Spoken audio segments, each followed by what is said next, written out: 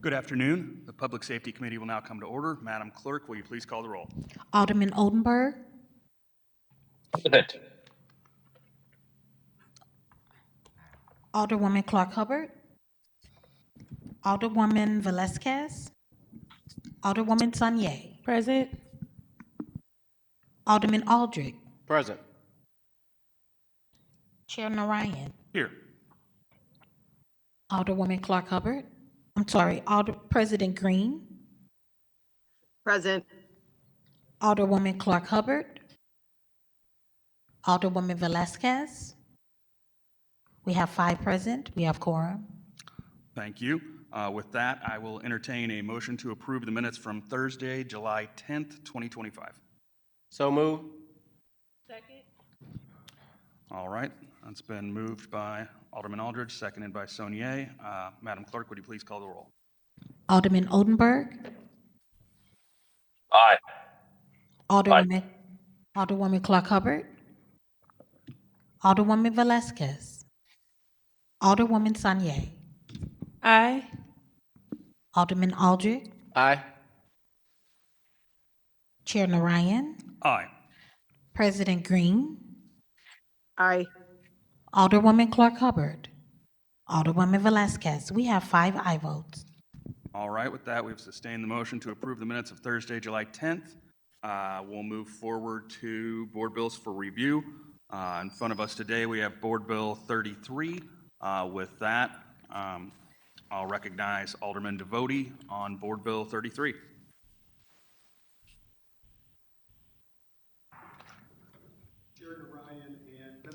Your microphone's off. Chair Narayan and members of the committee, thank you for giving me some time this afternoon to talk to you about Board Bill 33. Specifically, what I want to do is talk about an amendment to Section 3. This, I believe, was filed today as Amendment 2. Is that correct? Yes. So I know you have seen the language. I've spoke with many of you about it. I'd like to take that amendment up with respect to Board Bill 33, and I would point out to you that it essentially does 2 things.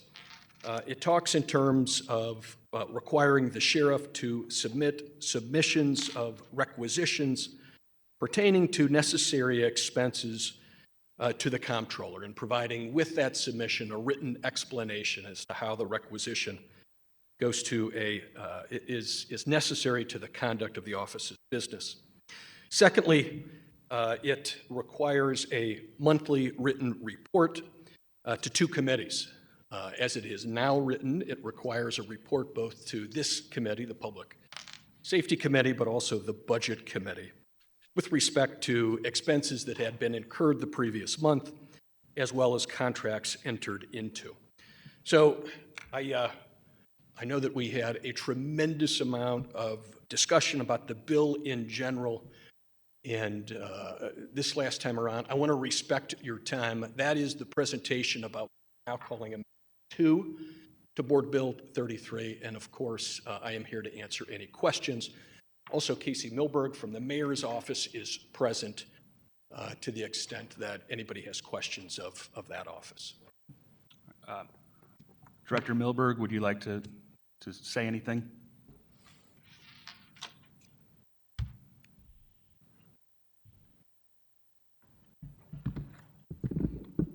Good afternoon. For the record, Casey Milberg, Policy Director in Mayor Spencer's office. When we were doing our legal review of the provisions of the originally filed Board Bill 33, one issue was flagged with the bill. The legal issue was identified in Section 3. To do a high-level summary, as we're all aware, if we file a bill at the local level, it has to comport with state law. It cannot preempt or override state law. And so the concern that was flagged with Section 3 was that it would conflict with the general laws of the state of Missouri that pertain to the city sheriff.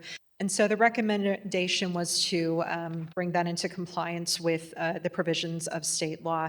And so in other words, the concern was that because the original language would prohibit the sheriff's office from entering any contract for the provision of services not specifically given unless and until there was a resolution approved by the board. That's not what state law provides, and so that would have been seen under the law as a bit of a overreach, because I think it's section 57-520 RISMO states that all the necessary expenses incurred by the sheriff of the city of St. Louis in the conduct of the duties of office shall upon requisition be approved by the comptroller, paid out of the treasury of the city. So that's pretty straightforward. It, in other words, the entry into that process of but for a resolution, the Board of Aldermen doesn't comport with that part of state law. So we reached out to Alderman Devotie and the City Comptroller's Office, since they are implicated by that provision. They were as well to suggest modification to that language that would comport with state law. And so that's where the suggested language amendment number whatever ended up being, I apologize that I don't remember, but that's where this language came from. I know there's been it sounds like I should say there's been some discussion about the suggested language providing for some sort of reporting to both the budget and public safety. Our office is agnostic if it's one or the other of those. It was just a suggestion to provide for maximum transparency, given there's a bit of overlap on this particular issue between both. So that is a bit of the origin story of this amendment, for lack of a better way of putting it. Happy to answer any questions if there are any. Thank you. I'll open it up to the committee for questions. Alderman Oldenburg, any questions for the sponsor or for Director? No questions at the time. Thank you. Alderwoman Clark Hubbard, any questions? Thanks. Alderwoman Saunier. No questions. Thank you. Vice Chair Aldridge. Thank you, Mr. Chair, members of the, thank you, Ms. Mielberg, for being here today. Sure. So just so I'm reading, and I know I talked with the Alderman about this amendment earlier. So just so I'm reading it correctly, this would basically just require the sheriff office to provide a written report of what has been spent, or what has been spent, and also to the comptroller office, to the budget committee, and also the public safety committee on certain expenditures from that department, correct? Correct, yeah. And the thinking on it was too, we confirmed with the budget division that there's a lot of correspondence in general, about, hey, what was this expenditure going for? So keeping it general, a quote, a written explanation, how it's necessary expense in conduct with the duties of office. The thinking there was to be hopefully a pretty easy copy paste from emails that are already being sent to the budget division and city government about specific, line items, whether it's a transfer, whether it's a, just a regular expense or contract or anything like that. But the hope is in keeping that language, again, broadly written, a written explanation that provides for a little bit of, flexibility, again, and hopefully an easy copy paste of emails already being sent. Gotcha, and also on contracts as well, that. Correct. Okay. Yeah, correct. Yeah, I don't got too much of an issue with it. I've talked with the Alder, between going to budget and public safety, which is best, I've also said, why not just the full board? Maybe some of these things would be a health matter, so maybe health and human services want to know, like, what those expenditures are. I do think, I think it's important, especially with the recent, spending we've seen in the sheriff office, that we make some corrective action. My fear is, making this an action that goes on kind of forever, even beyond the sheriff. We talked about this in the last committee, why just do this to one department, not others. So I get where the alderman is going with it, and I know there's another amendment maybe that kind of makes this a probationary period to assess, since there has been some mismanagement of funds, that it's not like a lockdown, but it is the board taking action to be transparent of what funds are being spent and being kind of that oversight branch. So Sure. that's all I have. Great. Thank you so much. President Green. No questions. I'll just say that this is pretty similar to what we're requiring of the mayor's office around the Rams funds at the moment, except we're making the mayor's office actually come in front of us instead of just do a report. And so I think this is just another way to create transparency and make sure as a board of aldermen, we are appropriately exercising our oversight and checks and balances authority over budgetary matters. So no questions, but thank you, Director Milberg, for coming today.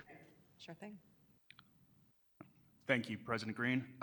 And I agree with that. I echo that sentiment. And I believe that I requested to be a co-sponsor last meeting, but if not, please mark me as a co-sponsor. Noted. I think that this is a good piece of oversight legislation, and this is what we should be doing in situations like this. I don't have any questions, but Alderman, if you want to close on your amendment to Board Bill 33 as amended. Again, I want to be respectful of your time. My request at this point, I think I have said the purpose behind this particular amendment, and I would ask for your favorable consideration and passage of the amendment. With that, I move that we adopt amendment number 2 to Board Bill 33 as amended. Second.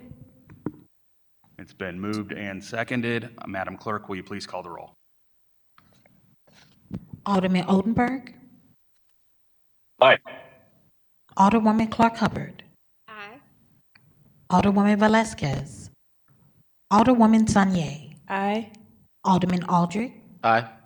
Chair Narayan. Aye. President Green. Aye. We have 6 aye votes. All right, with that, we've adopted amendment number 2 to Board Bill 33 as amended. There is another amendment, I believe, here. Yes, there's amendment number 1. Alderman Aldridge, if you would like to proceed on amendment number 1. Yep, so this would be amendment number 3 to Board Bill 33 as amended. What the following amendment does is it would it would amend the bill where it changed section 4 to the severability clause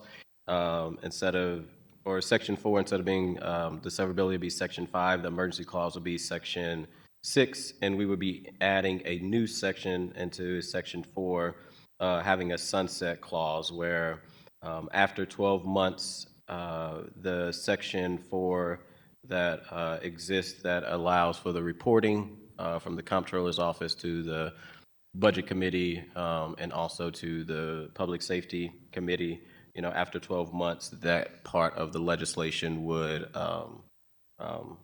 not exist anymore. Again, I definitely, and I appreciate talk to the Alderman in collaboration on this and his support, and I get what he was trying to do with the expenditures and, being on the Budget Committee, we heard a lot of information that I think was revealing of why we got here before any lawsuits. I want to be clear, the Alderman worked on this before the current situation between the sheriff and the AG, but just to make sure that, we're not, I don't want to say tying the sheriff hands or future sheriffs, that, we kind of look at this as a probationary period, and if the matters to continue of not being able to work within the budget without overspending, then, I think we can look at reinstating it. Now that the sheriff has a full budget, not coming in on someone else's budget, I think it continues to do the spirit of what the Alderman is doing and kind of sunsets it after a year.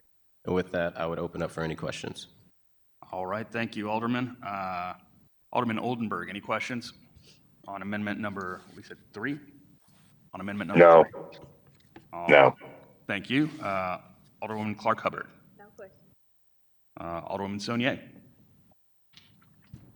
I only had just a small question. It says 12 reporting times. Is that because you imagine that the reports will be on a monthly basis? Yes, they're each month at the beginning. In the Alderman's amendment, it says at the beginning of the month, he has to report to the Comptroller. At the end, he has to report to the Budget and Public Safety employees Okay, thank you. in Public Safety. President Green.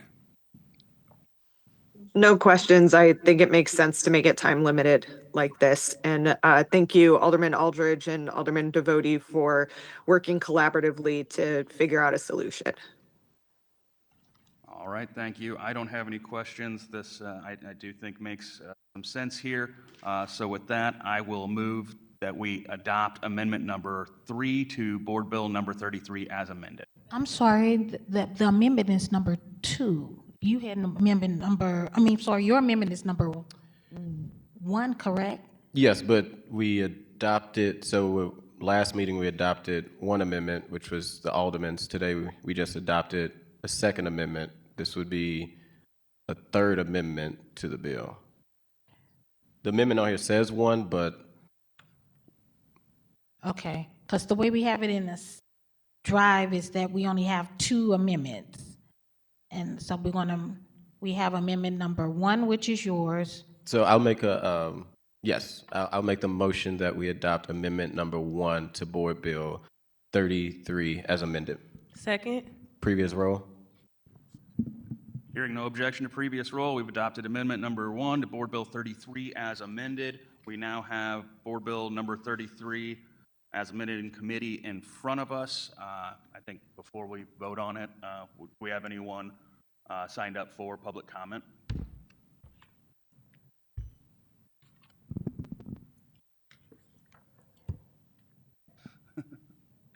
We have Mr. Joshua Lawrence of Ward 1. Okay. All right. Mr. Lawrence, if you could raise your right hand, do you swear that the testimony that you're about to provide is true to the best of your ability? Yep. All right. You have 3 minutes. Please proceed. All right. Yeah, so my name's Joshua Lawrence. I use he, him, his pronouns. I live in Ward 1. I'm only speaking for myself. I'm honestly writing in fairly cautious support of this. Don't get me wrong, I'm a librarian at heart, so I think it makes sense. You know, having one thing to point to and go, no, here is the duties of the office, makes total sense, especially, admittedly, it's kind of fakakta going through each and every law at the state. But I think it's been proven what it is. I mean, Devotee, if I'm ever on trial, you're my first call. You know, I guess my big concern with it is no enforcement mechanism, right? If they don't follow it, what's the actual thing? It's the sign saying on the door saying "Do not enter," or "Do I'm a sign, not a cop," right? So we actually need something that actually has some teeth to it. And the other part of the frustration I have here is actually originally where the comptroller said we don't know when they write checks, right? So I am glad to see that amendment just pass, although I'm a little befuddled at why it sunsets. I think that takes away a little bit, so that's kind of a, hey, great, and then, oh no. Really, the other part of it I have is just the lack of consistency, right? There's a disagreement whether the sheriff should transport the detainees to receive health care. It's always been, it always has been, you know, Devotee proved that, right?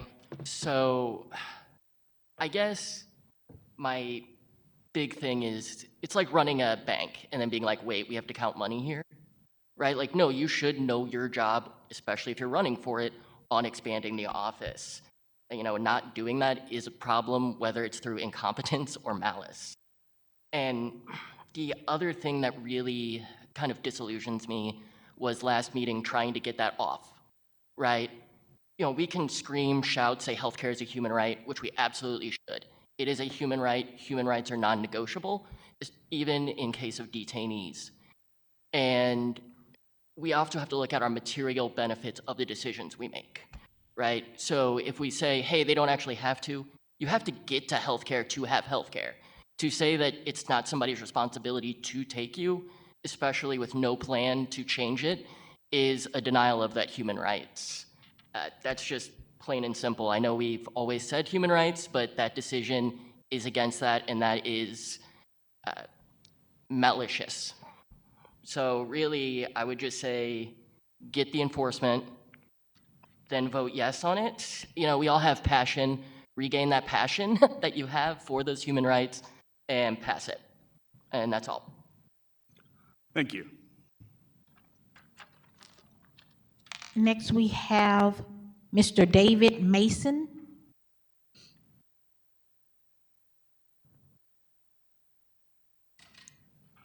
I really found it interesting that the last speaker talked Mr. about the human rights. Mr. Mason, could you please just state your name? Hold it in my hand.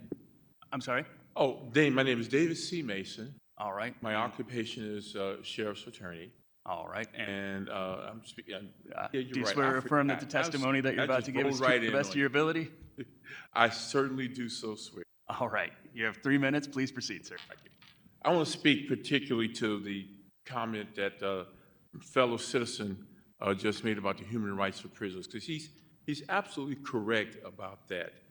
The real problem with this bill, and you're going to run headlong into it, so let's talk about it now. 3 words: custody, care, and control. If there's anything that has been spoken over and over and was just spoken that is absolutely wrong,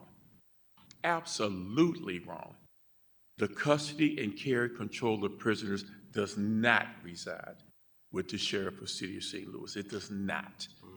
It resides with the Criminal Justice Center, and that is an absolute rule starting with the U.S. Supreme Court all the way down.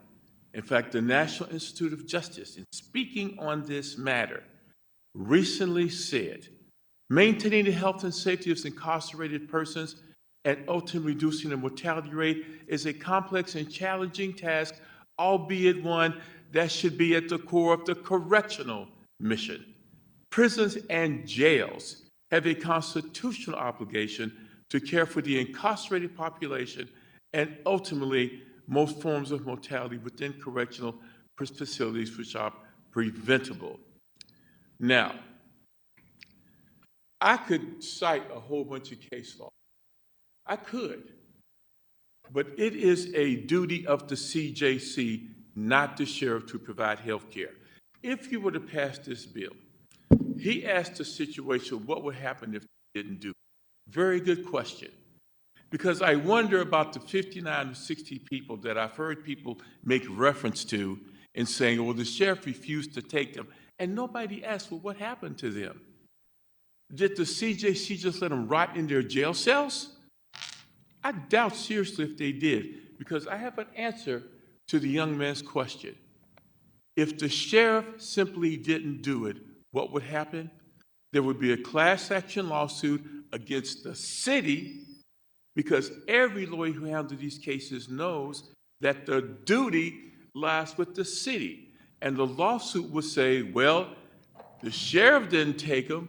You had the responsibility, city, of making sure someone else did. So you can attempt to shift away the duty under the CJC. And there'll have to be a court that determines whether or not that duty can be shifted. No more than you can shift the duties of the street department to the sheriff or the comptroller's office to the sheriff. It's a separate enterprise. It's a separate entity, and it cannot be so cavalierly done. And I've heard a lot of comments without anybody asking the question, where the heck do you get the legal authority to say that it's the duty of the sheriff? Just because some previous sheriffs have agreed, as a matter of cooperating with the system, to go ahead and do it, does not create a legal duty. And if, in fact, that duty were to exist, the sheriff's office would have to increase a lot of fees, a lot of things that to collect the money necessary to meet that duty, if, in fact, it can be put up on their back.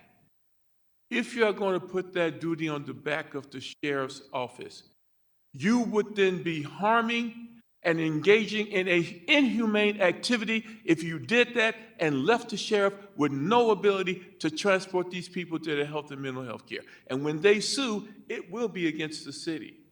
I can absolutely guarantee you that. So, Thank you, sir. If is you want to time. do If you could this- just wrap up your thought. then take care of your responsibility to pay for it. If you don't, you're heading to something that's going to have to be, unfortunately, litigated on forms outside of this body if this bill were to pass, and the mayor was to sign it. And I hate to say it, but the law is what it is. Thank you, and I'm available if you have any questions. Thank you, sir. Madam Clerk? Next, we have, I'm not sure how to pronounce the last name, Yusuf Yasser Rala.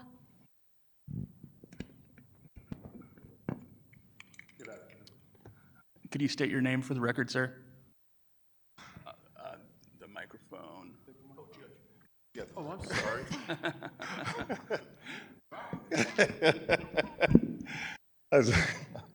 That's Yosef Yashala. All right. And do you swear or affirm that the testimony that you're about to give is true to the best of your ability? I affirm. All right. You have 3 minutes. Please proceed. Thank you, sir. First of all, good afternoon. Once again, I agree totally with Judge Davison Mason. I'm an employee with the Sheriff Department, been there over 30 years, and he is 100% correct. The duties of transporting prisoners from when we had the old city jail, the workhouse, as well as the Justice Center, has never been the duties of the Sheriff Department. Although we extended that service based upon certain things that the city helped James Murphy with. When Vernon Betts took over, those proceedings stopped. Well, because of money regulated, also we had over 200 deputies under Murphy. When Vernon came in, we dropped down to like 130 something. So we had a large cut, but we was asked to keep on doing the same responsibilities, but with lesser deputies. So when that happened, this is the reason why we're going back and forth now. We don't have the jail unit. At that time, we had what you call a jail unit. Those deputies was assigned to that particular area, the Justice Center, or at the time City Jail, as well as the workhouse. That's what they did. Well, now we don't even have that unit at all. And we're in a situation now where you're asking us to take from the courts, which is our duty, to cover something that is not actually our duty. That's why the bill has to be put in place in order for the Sheriff Department to carry this out. Now, if you're asking for that, as the judge just said, there has to be funding for it.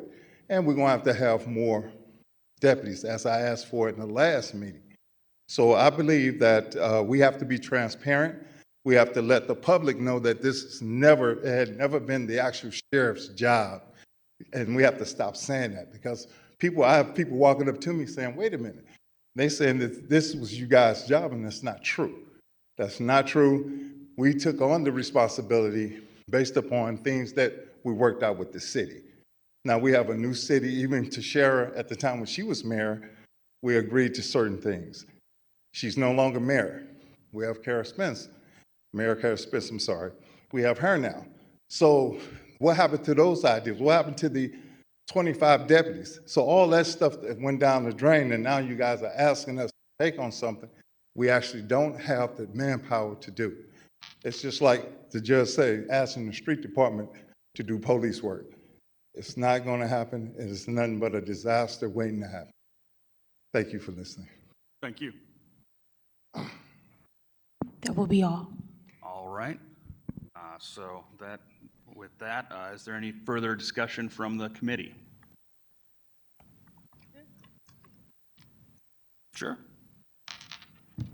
I just wanted to just say, I know when we talked previously about the issue with staffing capacities and issues, one of the things that I uplifted that I think would be helpful is if we could get sort of like a chart that would show us like the amount of sheriffs that you have on staff and where their posts and assignments are, so that we could have, just a little bit more of logistical understanding of what the issues are. And I think that would be helpful for Public Safety Committee and Budget Committee, and just conversations in general on what it would look like to make sure that you have staff to do the function. So I just wanted to make sure I put that on the record, that I think it would be helpful if you all were able to make kind of like, from your, wherever you have sheriffs kind of throughout the day, their posts, their assignments, we have 24 sheriffs, 6 are here at this time, 6 are here at this time, and it could kind of show us the struggle and the issue with staffing as far as the movement, and also help us to understand, the specific number of sheriffs that you all think are needed to be added additionally to your budget to do that role? Yes, ma'am. And actually, I believe at the first time this bill was presented, we had that information from my understanding, but if not, I can make sure we can get that to you. But yes, we even had it broke down to shifts, so I can definitely get that information. Yeah, I haven't, as a member of budget and a member of this committee, I haven't seen that, but I would totally love to see that if that Yes, could be ma'am. available. Yes, ma'am. Thank you. Is there anything? All right, anything further from the committee? I guess just going off Judge Mason's comments and your comments, I just would like, I want to be more comfortable in, are you saying today, whether it's, and any one you can answer, but are you saying today, not just reflecting on the ones that weren't transported just up until now, but saying today, if this move forward, let me make sure I'm saying it so that we can be clear on the answer. Whether it's law or not, whether we pass this or not, or you saying that you all, as the Sheriff's Department under Sheriff Montgomery right now, you all don't have the capacity to perform this? Well, I can't speak for Sheriff Montgomery.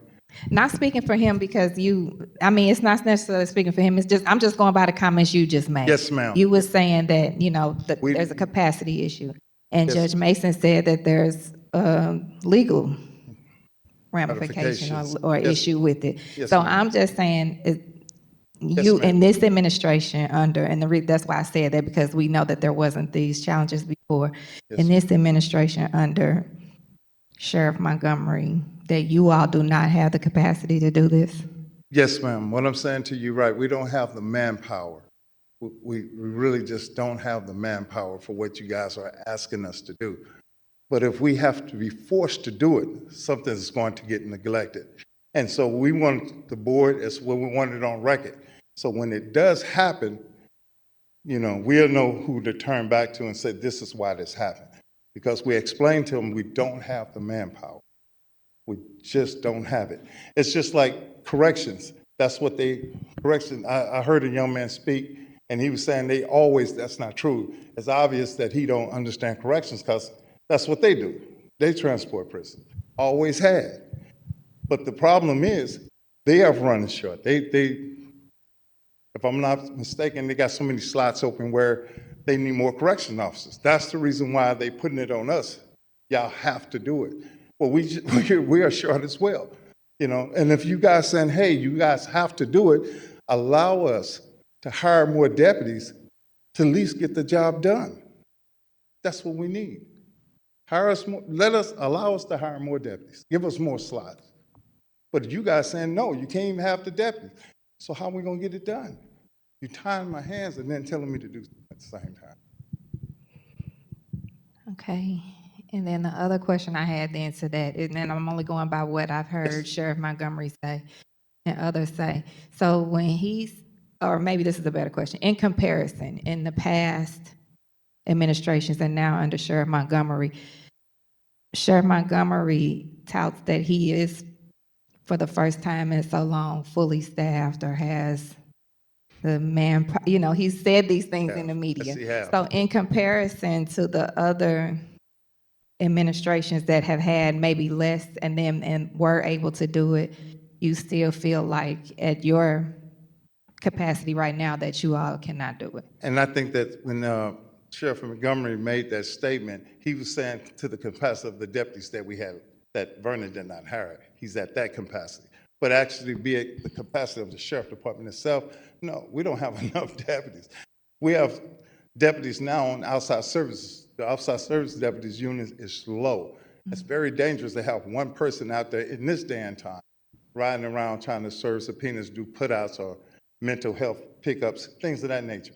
So many things that's going on that you guys are not aware of, I get that. But when he said, and he have said that, I agree with you, Alderwoman. And I'm saying, when he made that statement, he's talking about he's full of the capacity of what he had left. That's what he's saying. Okay. All right. Thank you. That gave me some clarity on it. Thank you.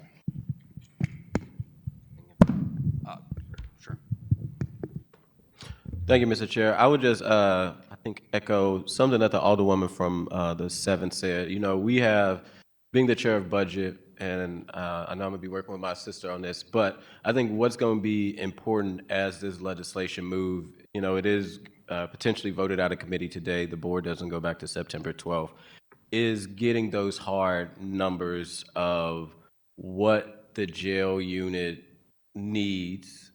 How many employees would you guys need for the jail unit? The numbers of salaries, FICA, and benefits, because, you know, I do think, you know, I was vocal, I'll be voting for this today, but I have been vocal that I do think that, you know, we're putting the extra responsibility without the funding of it. But I also know that the Budget Committee, which myself, Alderwoman Sanye, and Alderman Devotie has continuously asked from the Sheriff's Department of kind of those hard numbers so that we can, and I think even Devotie, who's you know, working on this bill, wants to support the department, but we just need, you know, if we get 10 employees for this jail unit, it's going to cost this much money, so that the Budget Committee could be able to figure out how we can support, even though the budget process is over. Maybe we can meet and send like a letter to ENA, you know, on behalf of those additional employees. But that information would definitely be, I think, helpful to the Budget Committee. And if I may, I just want to touch on something real quick. We just had an incident in the jail where an inmate supposedly had fallen and hurt himself. So Commissioner Ross called me personally and said, can I get some deputies to take him out? So I pulled 2 deputies from different units to have them go. But when they got to the hospital, it was 2 deputies and 4 correctional officers. That doesn't make sense. You got 4 correctional officers and 2 deputies. What was the purpose of that? And I literally pulled them from a security detail and told them to handle that because we're trying to help the jail. These are correction officers that are armed. Not only armed, but they have the capability of moving prisoners back and forth. This is something that they have done for years. I think that what happened is you guys are being bright. They are tricking you guys to believe that, hey, this is what they have always, and that is not true. I'm begging you guys, research it, and you will find out that that is not true. Well, I always handled it. We help out when we can. But to tell us to neglect the duties of the courts to take care of this, I'm sure y'all don't want to do that. I do got a question, because you've been in front of Budget Committee and you have stated under past administrations that from Vernon to Murphy that this was something that you all did and had a unit for it, correct? Yes, sir. Yes, so when you just stated saying that, I just want to be clear. This isn't something new that the jail has done, though. The jail has picked up under Vernon the responsibility of transporting residents. The jail has always did it, but if they need, and I mean not the jail, I mean the sheriff's department. Department. Yes. Oh, okay. The sheriff's department has under Vernon transported residents to healthcare facilities when they needed to, correct? It was Vernon that started the cutback, that stopped it, because we didn't have the same funding that we had under Murphy. Murphy, it was totally different. Like I say, once again, under Murphy, we had over 200 deputies. But when Vernon took office, I think we were down to like 160 something, 150, somewhere around in there. So it dropped. And when it dropped, the responsibility, according to Vernon, his thing was Vernon was trying to build a police department within the sheriff department, which I told him was never worked. The sheriff department is the sheriff department, not the police department. But that's why he neglected the duties of the courts. And the judges had gotten together and said, we'll hire our own bailiffs. That's how that happened. So they said, we'll wait and see if Vernon, what happens in the election. If he wins, we get our own bailiffs. Then we're going to just get rid of the sheriff department altogether. So he lost. Now, mind you, I listened to the bills, I listened to this whole argument. Some of the things I like myself. I like the reports. I get it. We have our benefit lady here now. Some of the things I get, I understand that. But when you start talking about doing duties that we know we cannot do, I'm just trying to save the city of St. Louis. I've been born and raised here. I'm just trying to save you guys. It's a disaster waiting to happen. And y'all gonna see it, and y'all gonna say the colonel said that. I'm just letting you guys know. Got you, but so does I'm clear, this transport did happen under Sheriff Betts. Yeah, I did transport. And when he first started, yes, we did some, but we shared the load at the time because we didn't have the jail unit. The jail unit was gone. And you also just stated that Sheriff Montgomery has said we are at more staff compared to what Sheriff Betts had. So now you have more people, but. And here's the deal with that. Like I was just explaining to her, when he say more staff, you got to keep in mind, we have deputies that are not, we have employees that are not actually deputies. They work more clerical things of that nature. So that's what he's talking. When he said, I filled these slots, there's certain slots. If I'm not mistaken, I know he's cut the top. He's cut administration and brought in more rank and file. Those individuals actually would help with the transport, correct? If he's cut the top folks, I'm assuming top-heavy folks aren't transporting the people to the jail. Absolutely. It would be the everyday deputies that are transporting the people to the jail, and you all receive more staff since he's cut the top. And when he keeps saying I trust me, every time he would say that, I would cringe because he would say we full to the capacity. And I'm saying, dude, we short. I mean, why would you say that when we have hospital run or when the correction has an inmate that has to be housed in the hospital? We have to sit on that inmate. Correction don't sit on them. We sit on them. So when we sit on that inmate, and we had an inmate that was in there for about 4 weeks. So, that's taken away. And not only that, if the police department has an inmate that needs to be housed in the hospital, we have to take that. That's our responsibility. So every responsibility that we have set forth, we have to follow that. We can't say, well, wait a minute, the jail needs us. That's not how that works. We have a responsibility under the Constitution that we must abide by. And so when the transporting of prisoners in the Justice Center, that's not constitutional. That's just something that we were doing. So if we have the people free, just like today, if we have the people that are free and you call me, you call Commissioner Ross, she'll tell you, yes, he will send them. But if we don't have it, now you're saying we have to do it. You're putting us in the... And to be honest, my argument, I lean on y'all's side with the Constitution part. Me and the Alderman disagree. I don't think this is the sheriff's constitutional duty to do this. However, it has been done under Betts, and it sounded like it also was done under Murphy. It was, yes, because under Murphy, we had a unit for it. Under Vernon, we didn't have the unit. Vernon would extend whatever he could. He didn't do it all the time. So he did it real quickly, and so we don't get too boggled down in Yes, this. sir. I'm just trying to figure out what is the difference between Betts, who was doing it and had less employees, from you all who have, from what the sheriff is saying, more employees, and also the budget this year that you all have received was more than what the previous sheriff has had. So how, I mean, or whoever can answer, I can answer that. because it seemed like it's almost, it seems like, as somebody who's supportive of a sheriff, but honestly, it seemed like it's night and day of, you saying there was less manpower under Betts, but we was able to do it.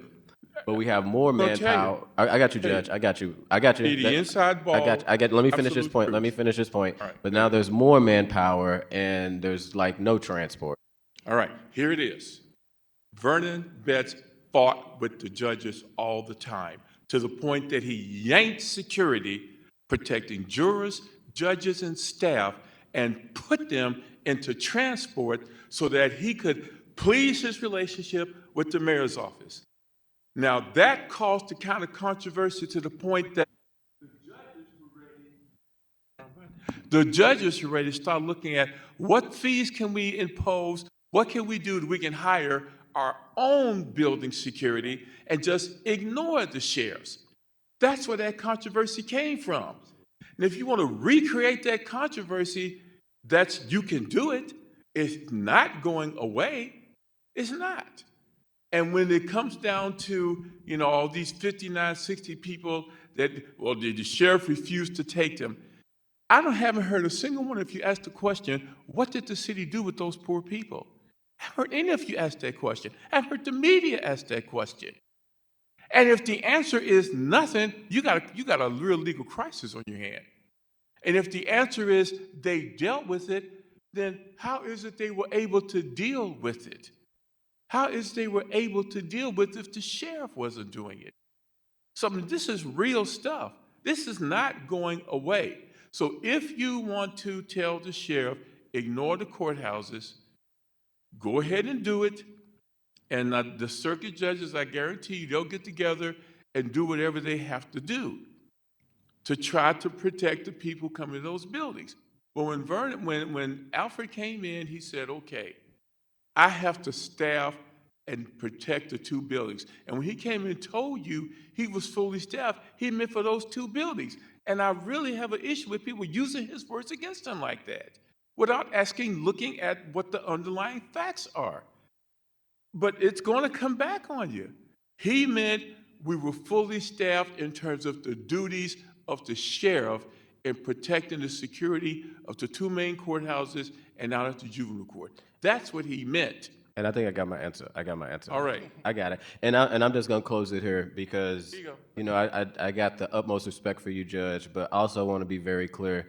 This board isn't, or this committee, I've had countless calls with the sheriff personally. I don't think we are trying to, from the other side, y'all keep saying, if this what y'all want to do, if this what y'all going to want to do, kind of look and see. I think what we want to do is have a healthy relationship from the Board of Aldermen with the sheriff. We did not know when the sheriff say he's fully staffed, because when he just say he's fully staffed, there's a lot more. Is that fully staffed with deputies? Is that fully staffed in the courts? You explain that. I think that's probably the first time that some of us have heard that. And we are trying to make sure that the reality is there was a deficit issue. We have seen in the media of the lack of transport, how we can do our job as legislators to fix and work with the department to assess these issues. So I just want to go right there. We're not trying to point fingers at you all, and I hope you're not trying to point fingers at us, as we are just trying to figure out a corrective way to move forward together. And y'all know my phone line is always open. I think I just talked to somebody last night, but y'all know how to reach me. Thank you. All right, with that, Alderman Devotee, you are welcome to close. First off, let me thank the Sheriff's Office for coming today. We appreciate the input, and as a member of the Budget Committee who heard from the Sheriff on at least 2 occasions, I appreciate the information and the note from their perspective. I do want to correct the Vice Chair, if I could, with respect to the use of some language. The purpose of this bill, of Board Bill 33, is not to add an extra duty onto the Sheriff's Office. It is rather to clarify a duty that is long been held by the Sheriff's Office. When I last appeared in front of you in July, we talked for about an hour and a half, and a substantial part of that discussion was going through the history, the statutory history and the case law history of the state of Missouri, outlining this duty. Out of respect to your time, I'm not going to do that today, but I know there were some questions about that. I would point out again that when we met, I went back to 1971 in the passage of an ordinance that recognized the responsibility of sheriff to transport detainees, something requiring the provision of spots at the old city hospital. And then in 1977, a case out of the Missouri Court of Appeals, the old St. Louis Court of Appeals, that again recognized that legal responsibility.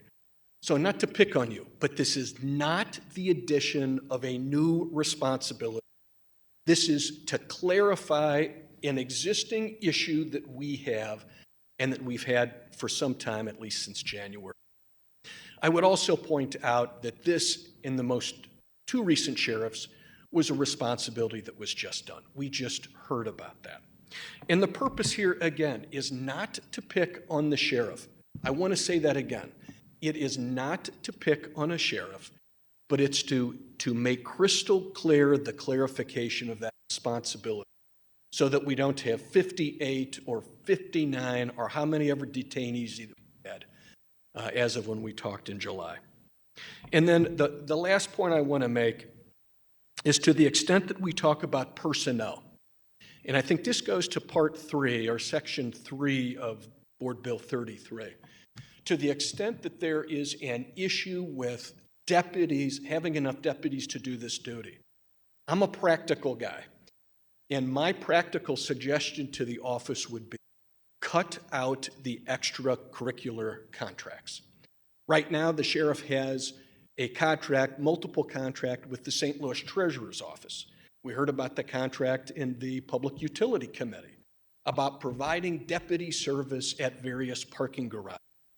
If the sheriff is truly short-handed, then perhaps those are the kinds of things that he should drop and focus on the responsibilities this office has long had.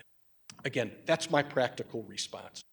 I want to make also very, very clear that as a member of Budget Committee, and I have also had this discussion with the sheriff, I want to see Sheriff Montgomery succeed. I want to see him succeed. And I have promised him that as a member of the Budget Committee, if he would provide to us not simply I need, but some evidence. Again, I'm an evidence-based guy, something that backs up that request. I'm going to be the first person in line to advocate for it. So with that, I'll close my remarks. Again, I appreciate your time here today and earlier, and I would ask for your consideration and a due pass recommendation on Board Bill 33 as amended by this committee. Thank you very much. Thank you, Alderman. At this point, I will move that we pass Board Bill 33 as amended in committee with a due pass recommendation. Second. All right, it's been moved by myself, seconded by the Alderman from the second.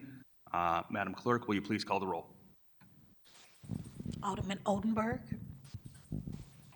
Aye. Alderwoman Clark Hubbard. Aye. Alderwoman Velazquez. Alderwoman Sanye. Aye. Alderman Aldred. Chair Narayan.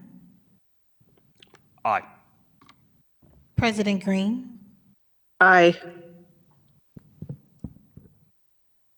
Alderman Aldred. Aye. We have 6 aye votes. All right, with that, we have passed Board Bill number 33 as amended with a due pass recommendation to the full board. Thank you all for your time today coming here. And with that, we'll move to the second item on the agenda, discussion about building demolitions in the city.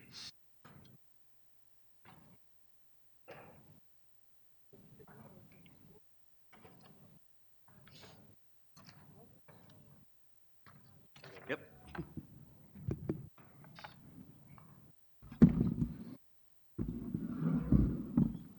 Good afternoon.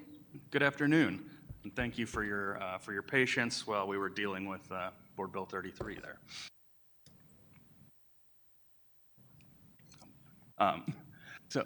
Could you please state your name for the committee? Laura Ginn, I'm an employee of St. Louis Development Corporation. I'm sorry, I didn't hear you. Could you repeat that for me? Laura Ginn, Ginn. I work for St. Louis Development Corporation, SLDC. All right. Thank you. And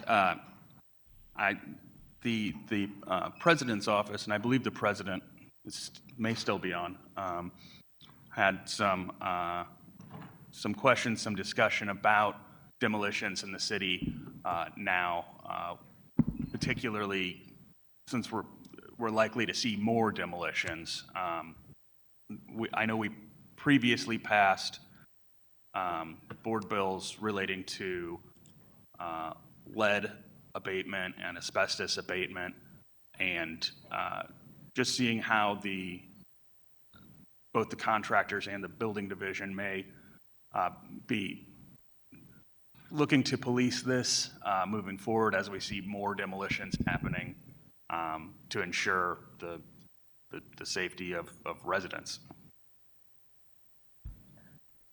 Are there any particular questions from President Green or other members of the board, or do you want me to just kind of try my best here to? Yeah, I mean, it's just a discussion, so. Okay. Not an interrogation here. No, I just didn't know if there were prepared questions, so I hadn't prepared anything.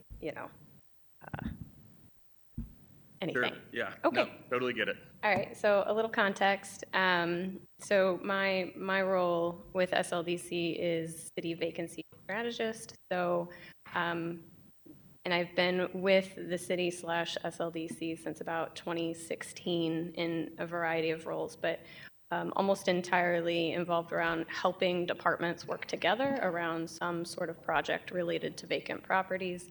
And that has crossed paths with demolition in many ways over the years. In my current role, I've been tasked to support the Mayor's Office of Tornado Recovery as task force lead for debris removal and infrastructure recovery. And so I'm helping to coordinate the efforts for both immediate debris removal and long-term debris removal. It includes private property and will include demolition. So there's your context for me. I will go back a little bit because you've mentioned lead, asbestos, and kind of how we are today, and just reference the fact that the last time that we made a lot of changes around how this approaches demolition was in 2018. It was kind of the impetus for that was quite an increase in demolition funding, all the way up through and including 2017. The city's annual budget was around $1 million a year for demolition of vacant and condemned buildings. But around 2017, additional programs started coming online, and we saw that those funds were about to increase. The trigger at the time was an arrangement with Metropolitan St. Louis Sewer District, MSD, that allocated $13.5 million for the demolition of vacant buildings in the name of impervious surface removal, to create more kind of spongy land. And then also in 2018, you see the city's demolition budget increase from $1 million to about $3 million. So we had this kind of increasing need to address how we do demolition.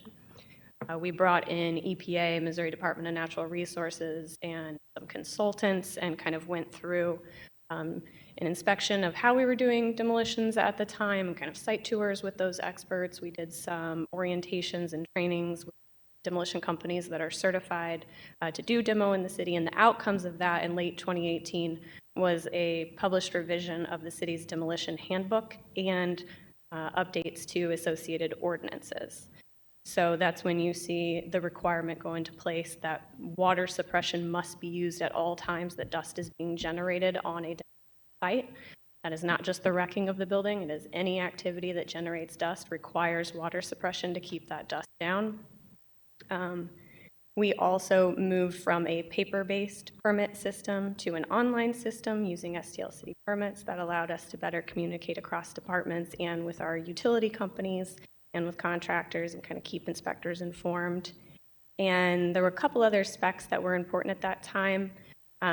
We removed language that allowed kind of for open burning, for example, so explicitly prohibited that. And up till 2018, the standards for buried materials said that you could bury up to about 10% wood, lath, or other product. So we removed that and made it very clear that only unpainted and broken up brick, concrete, and rock could be buried back into the basement hole. The city standard at the time was also 6 inches below grade. It was expanded to 12 inches below grade, and then some clarity on what could be buried. And a little bit after that, the building division also procured a tanker truck and a misting fan that could be rented from the building division. So if water wasn't on site or if the company didn't have the ability to do that themselves, the building division could provide that, and contractors paid $250 a day for that service, which included an operator. So that's a summary of most of what happened in kind of late 2018, early 2019 to try to upgrade our demo standards and rise to the challenge. Couple things were added since then that are of note. One is that we created a contractor check-in system on STL city permits that requires contractors to stay within 24 hours of when they will start wrecking, so that the air pollution inspectors at Department of Health and the building inspector assigned know when activity will be going on within that kind of permit time frame. It's hard to tell when exactly wrecking will happen, so they can better align inspections. And the Citizen Service Bureau requests for demolition blowing dust, or basically like a demo is happening, but water suppression isn't adequate, gets routed both to air pollution inspectors at the Department of Health and the assigned inspector to try to get a quick response. That's where we're at today. I can't speak to how well those updates are being enforced or how well those processes are working, but that is the work that was put into place to try to improve the demolition standards at the time. I'm guessing you want to know about moving forward. Yes, please. Okay. So in terms of tornado response, we are, of course, a little perhaps hindered or delayed as opposed to what people would want and expect at this point, because we continue to work with our partners at state SEMA and FEMA to understand what is eligible and reimbursable, and where that funding will come from, and who's overseeing the contracting for that. And so that's going to be, it also required, an initial request to FEMA to approve a private property debris removal mission, PPDR. Over 90% of the properties impacted by this tornado are privately owned, so we had to go through a process to request basically permission from FEMA to do work on private property. That mission was approved a few weeks ago, maybe longer. Casey could tell us. And so that was kind of check one.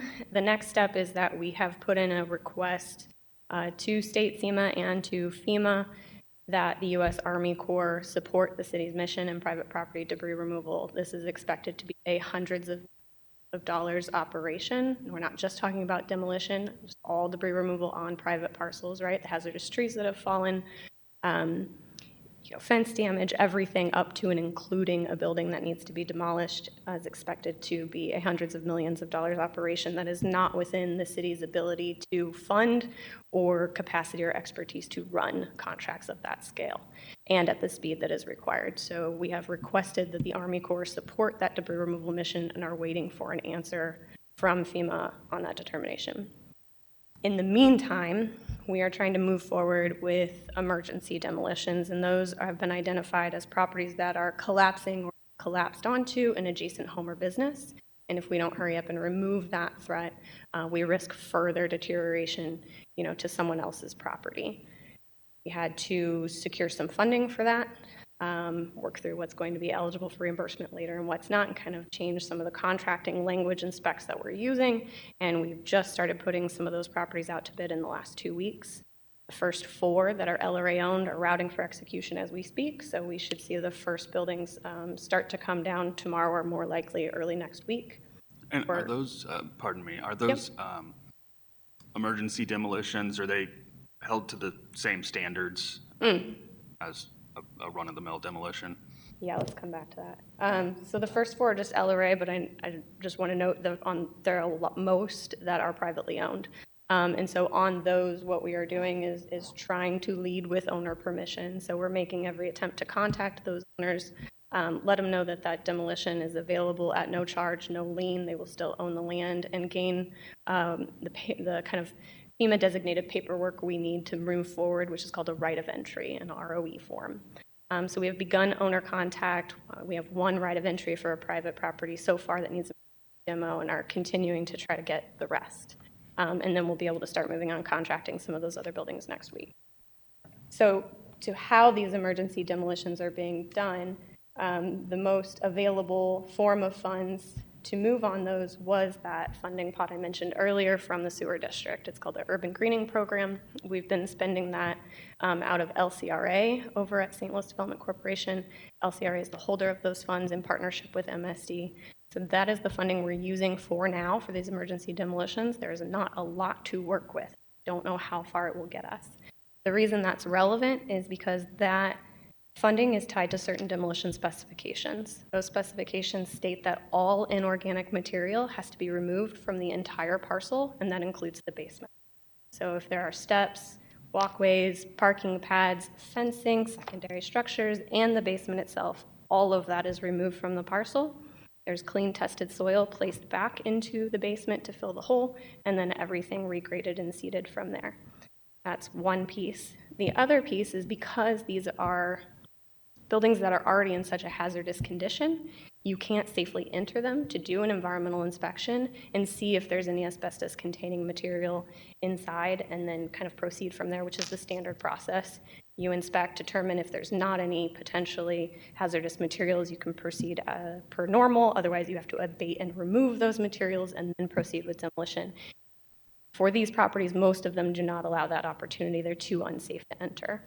So the standards are that the companies have to, first off, pre-soak the structure. This is new, that is not in our standard demolition specs.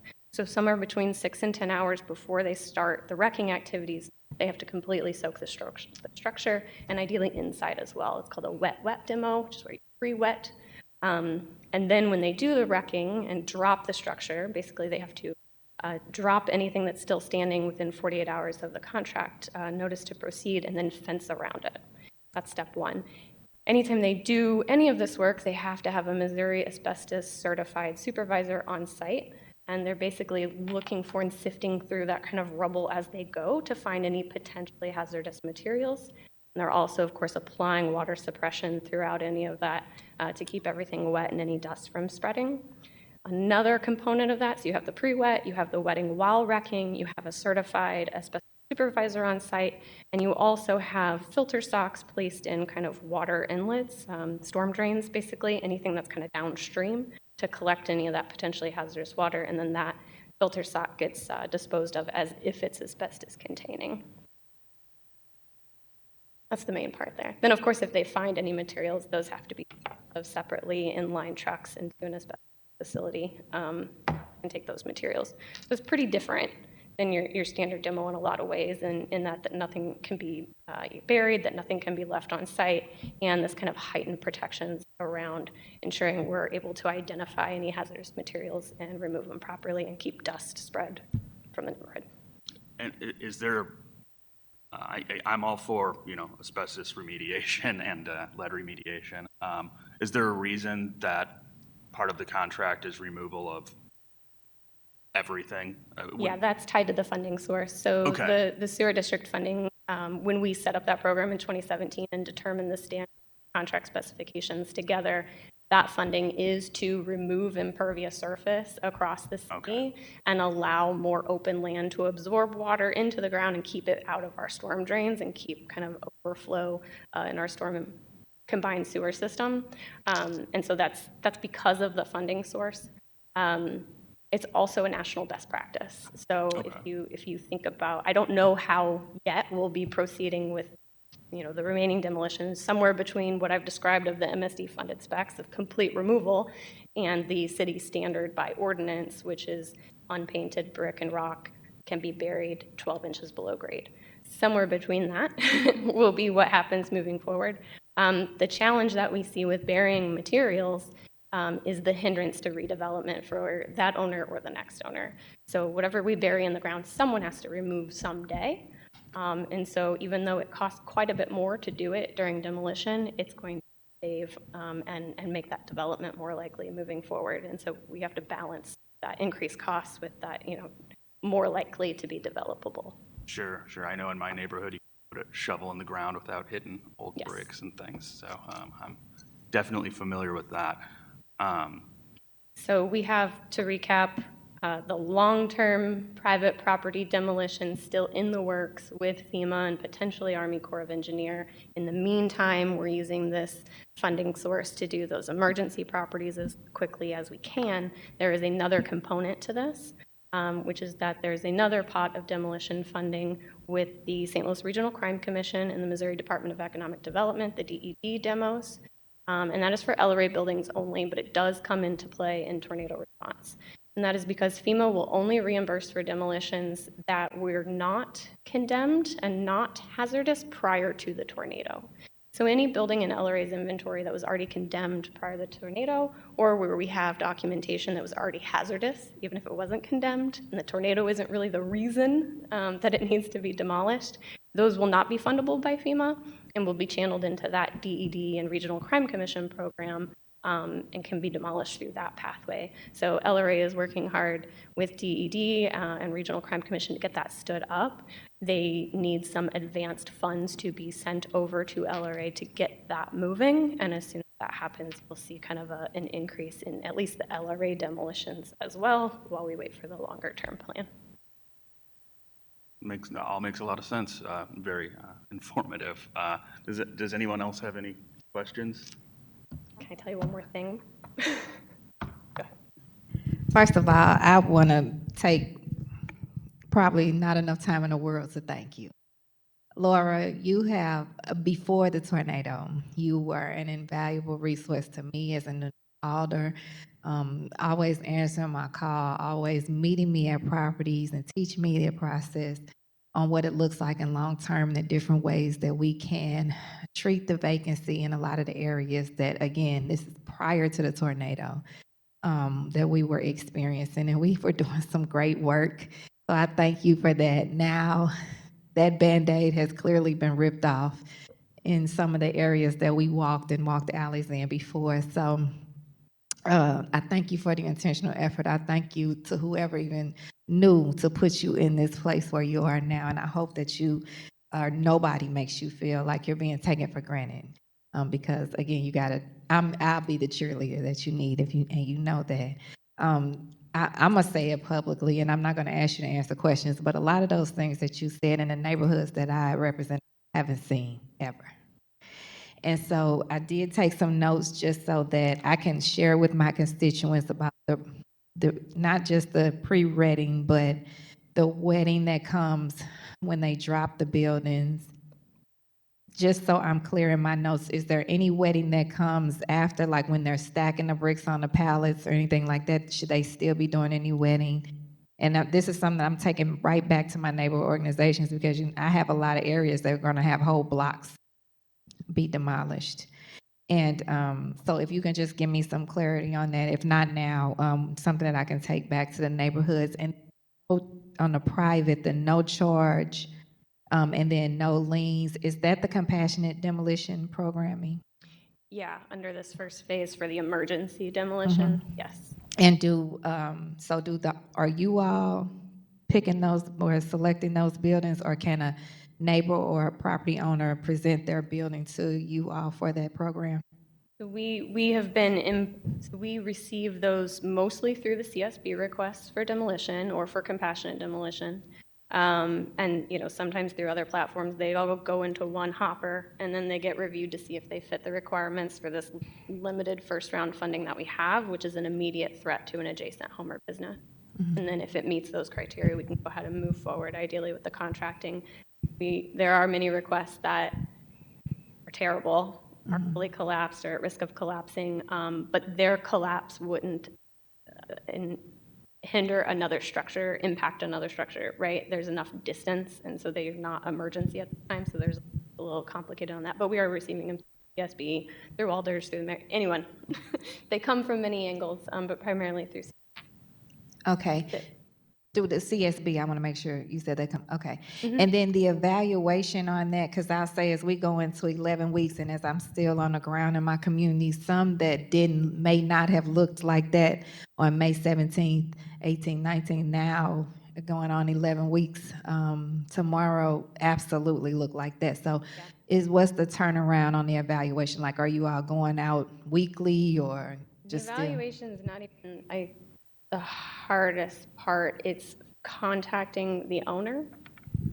What takes the longest amount of time is finding the owner, getting in contact, explaining the process, and trying to get that right of entry signed from them. And so that's where I think we could use the most help in getting caught up and moving these along faster. Okay. There's only a couple of us doing that work. I know. I'm sorry. So yeah, whatever we can do to try to move on that end. Okay, I guess so. That would on the other end of that is for reporting. Like if it's not myself, but if it's a neighbor.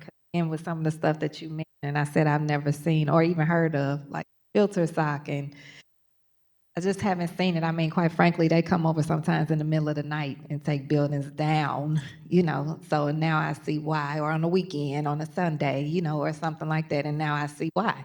Yes. I mean, that makes not make sense, but it gives me some clarity because you wonder why people would do that. What is the reporting on that? Do they continue to just call me and I call the building inspector, or is there a direct way that they can report, especially for this tornado recovery demolition, that they can report to you all, or would you all rather us still stick with Citizen Service Bureau, like you said on the other stuff? I mean, the demo blowing dust CSB request Okay. is supposed to, in real time, go to the air pollution inspectors. There are two in the Department of Health where their entire, role is making sure environmental compliance of demolition standards is in place. And at the same time, it gets routed to the district inspector. I can't speak to that process, but I can say that a lot of times those folks are in the field and they're not necessarily getting that kind of dashboard view in real time coming to them, or they're in back-to-back appointments all afternoon, right? And by the time they respond, it's not happening anymore. So there are things we could be doing, or maybe other people that could be included in those notifications that to increase kind of our ability to respond quickly. I think we could certainly talk about that. Okay, and then the last question I had, one more last question. And I'm not sure if you would know about this, but if not, just direct me who I can talk to about commercial demolition. I know the funding that you're talking about is for residential, right? So is there another funding power, or who can I talk to about what that looks like for some of the commercial buildings that I have on some of the bigger corridors in the ward that got hit, that look like they haven't, some look like they haven't even been addressed at all still by the property owners? That is a hard continue to be an issue because there are no public assistance programs that the city can engage in that will be eligible for FEMA reimbursement. Okay. So there's nothing that we as a city can do on commercially owned properties and expect to recuperate any of those dollars. Okay. So we don't have an answer for commercial at this time.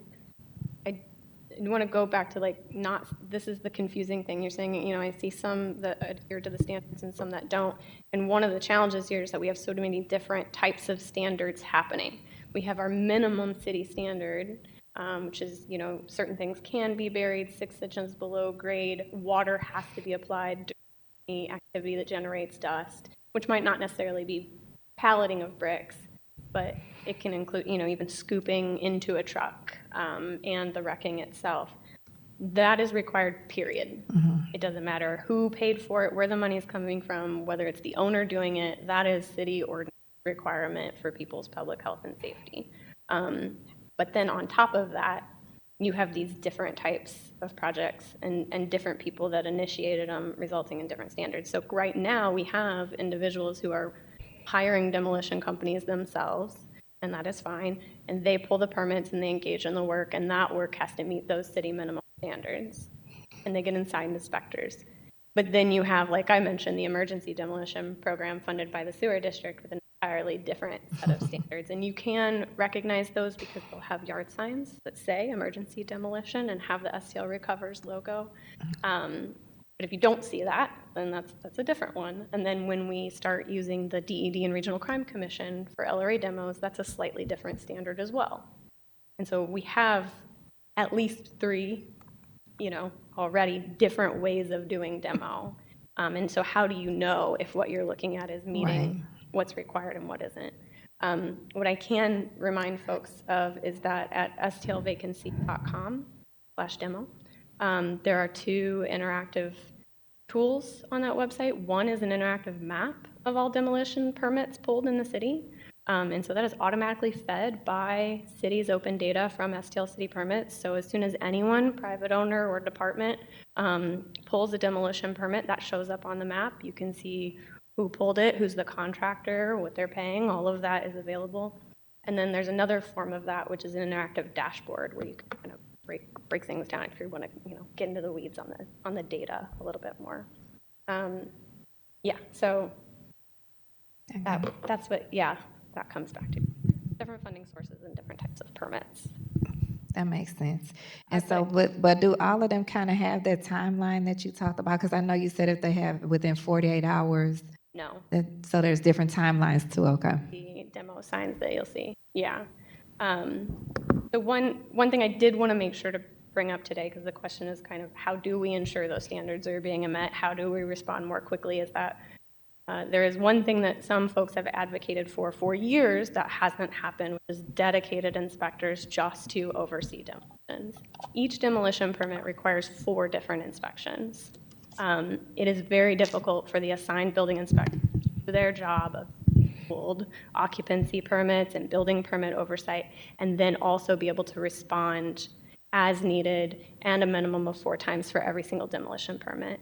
So that was already kind of a gap, is how do you balance the two with one job? And so having dedicated inspectors could be a part of that. But now, post-tornado, it's crucial that we have dedicated inspectors in the tornado zone for all things, but particularly demolition as those continue to increase.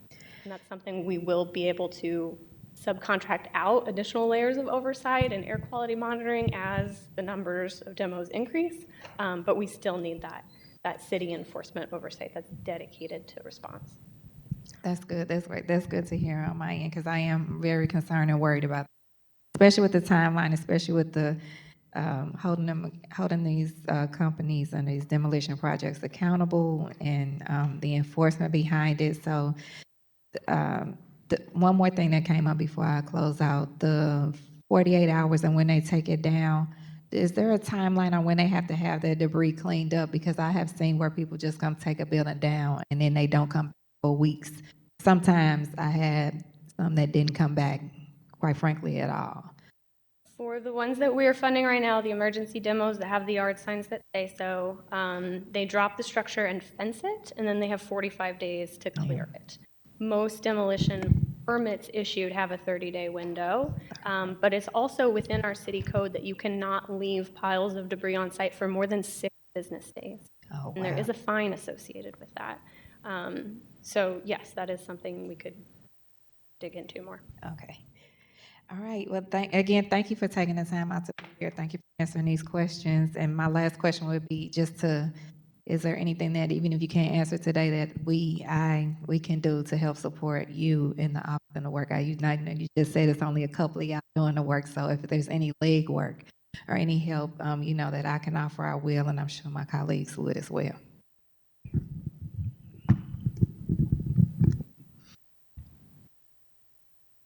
That's it. Yeah. Do you have anything to add, Director Milberg? Go ahead if you had some. I'm sorry. I just wanted to echo Alderwoman Shamin Clark-Hubbard's comments with the thank you and the gratitudes for your work. I know it's very stressful, probably feels like it's never ending, probably discovering lots of issues and errors and fixes as you go along. So I just wanted to thank you for the work that you're doing. I appreciate that. You too. Thank you.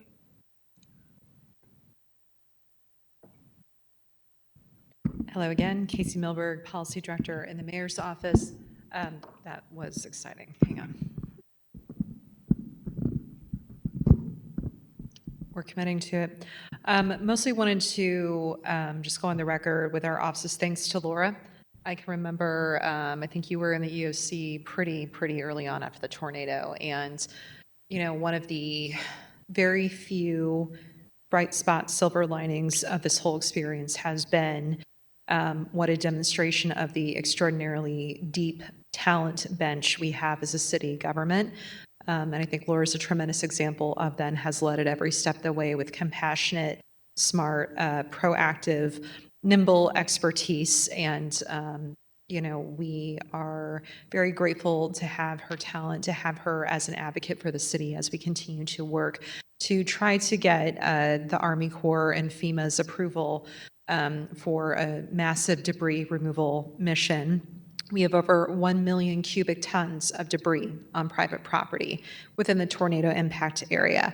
That is tremendous. And getting that removed one way or another is what will make the difference in that area's success and our city's recovery. There's no other way to put it. It is extraordinarily important. want to go on the record in thanking all of you for signing that letter of support to submit alongside our city's request to FEMA and USACE and the Department of Homeland Security, and advocating for the importance of that. And it's extremely expensive. It's several $100 million. I also want to share that we are fortunate to have secured a additional letter of support from Missouri's entire congressional delegation, bipartisan, in support our city's ask. So we have a lot of people who are champions at the local level, the state level, and at the federal level. We need to get this removed, and we are going to continue to go to that on that. So as soon as we have more news or word from Homeland Security, the ball's in their court to make that determination. We've submitted all the information. The state has submitted all the information that they need. So that is what we are waiting on, is for them to get back to us. And we've been waiting a few weeks, trying to continue to advocate. But in the meantime, we, with our tremendously talented staff like Laura, are continuing to plan and prepare for all sorts of different scenarios. So just wanted to mostly recognize her and the truly tremendous work that she has done in partnership with many other staff. She's shaking her head, but don't pay attention to that, please. So, and yes, if there's any other questions that occur to you guys after this that we can help answer, just let us know.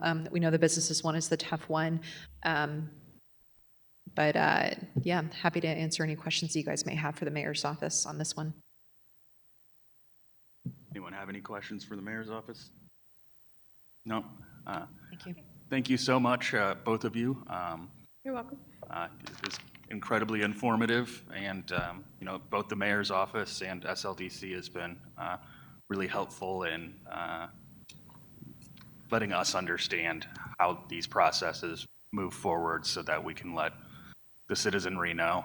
These things are complicated, and I'm frankly wildly impressed how just off the top of your head you seem to know all of these standards. I would not be able to do that, but thank you.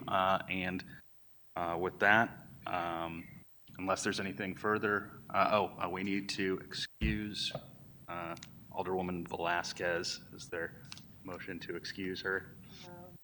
Before we excuse her, all of us can continue to make the announcement. I just heard that FEMA is extending the deadline until August the 26th. You know, the original deadline was next week, so I got the word. Thank you to the mayor's office and the president's office and all the work that they did to get that deadline extended now to August 26th. And I move that we excuse Alderwoman Velasquez for necessary absence. Second. All in favor, signify by saying aye. Aye. All right. I'll entertain a motion to adjourn. So moved. Second. Previous roll.